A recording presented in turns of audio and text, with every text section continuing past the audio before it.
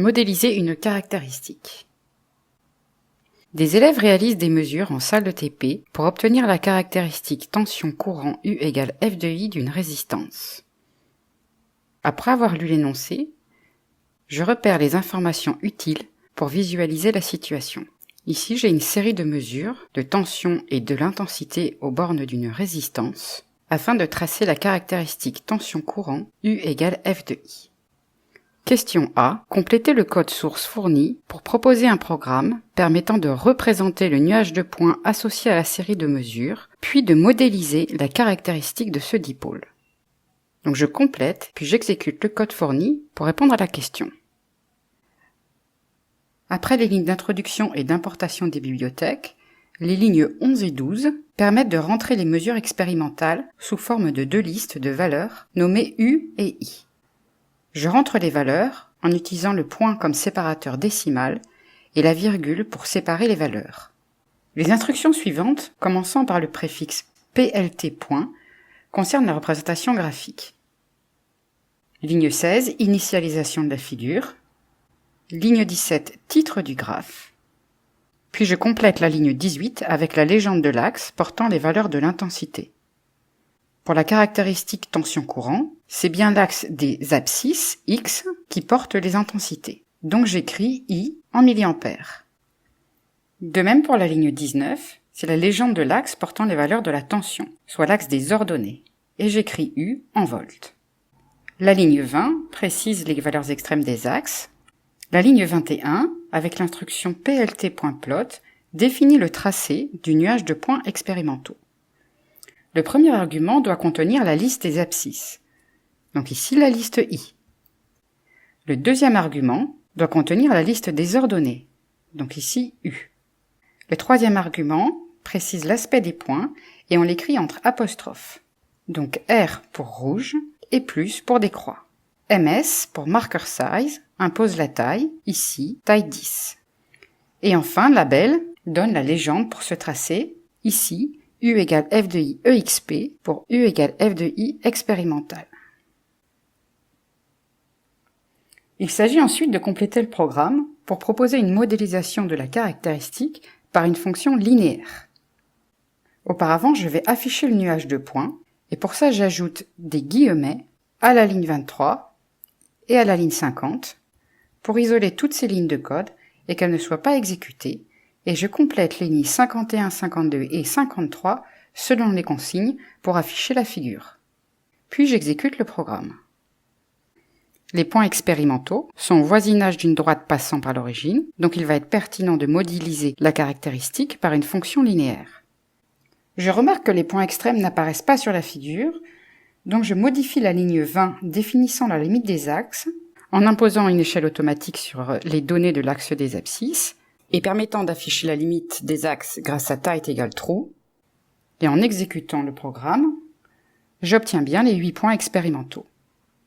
Donc je passe à la modélisation en supprimant les guillemets lignes 23 et 50 et je complète le code selon la consigne. Le programme propose de modéliser le nuage de points d'abord par une droite d'équation U égale A fois I plus B grâce à la fonction polyfit IU1 qui renvoie un tableau que je vais appeler modèle contenant dans cet ordre les valeurs de la pente et de leurs données à l'origine. Donc ligne 29, j'appelle le tableau modèle sans accent. Ligne 31, j'affecte à A la première valeur du tableau, soit modèle entre crochets 0, et à B la deuxième valeur du tableau, soit modèle entre crochets 1. En effet, dans un tableau, la position de chaque élément est repérée par son indice I et l'indice de la première position est 0. Ensuite, selon la consigne, d'après une étude statistique préalable des incertitudes de mesure, on peut faire une approximation linéaire de l'équation précédente, c'est-à-dire ne garder que U mod égale A fois I pour modéliser la caractéristique, si la valeur absolue de B est inférieure à 0,04 volts. La suite du programme permet de traduire cette condition.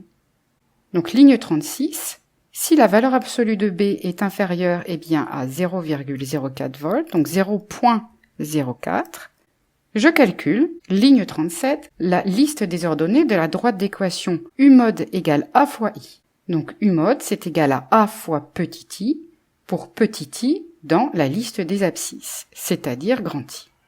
Puis ligne 38, je trace les points d'abscisse I et d'ordonnée U-mod que je viens de calculer, en bleu et sous forme reliée, donc B pour bleu et un tiret pour relier, et je nomme ce tracé U égale F de I modélisé.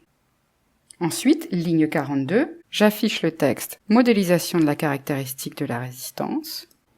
Puis ligne 46, l'équation de la droite qui modélise la caractéristique dans le cas d'une modélisation linéaire, en précisant les unités, donc U en volts égale A arrondi à 4 décimales fois I en milliampères.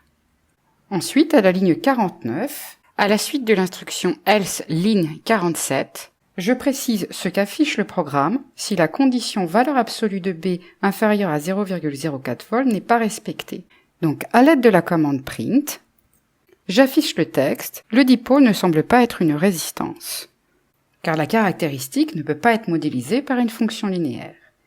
Puis j'exécute le programme, et j'obtiens bien le nuage de points expérimentaux et sa modélisation par une droite passant par l'origine, dont l'équation est U en volts égale 0,9936 fois I en milliampères.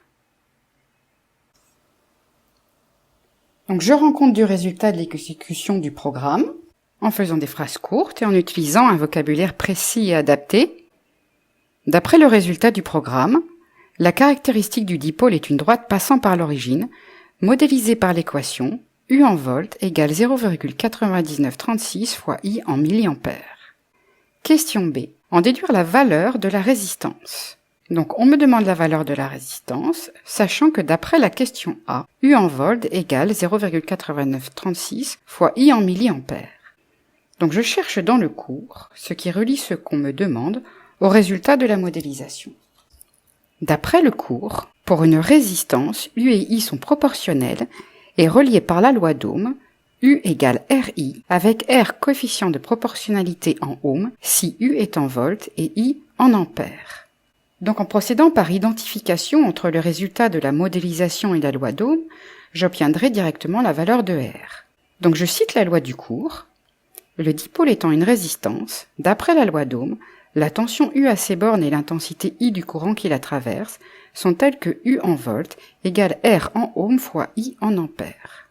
Puis j'exprime R en prenant garde aux unités. D'après la modélisation précédente et la loi d'Ohm, R égale 0,9936 volts par milliampère, puis je convertis les milliampères en ampères, soit 10 puissance moins 3 ampères, ce qui me permet d'écrire finalement R égale 993,6 ohms. Finalement, je donne le résultat avec son unité et le nombre correct de chiffres significatifs, sachant que les mesures expérimentales sont données avec 3 chiffres significatifs. La valeur de la résistance s'écrit R égale 994 ohms.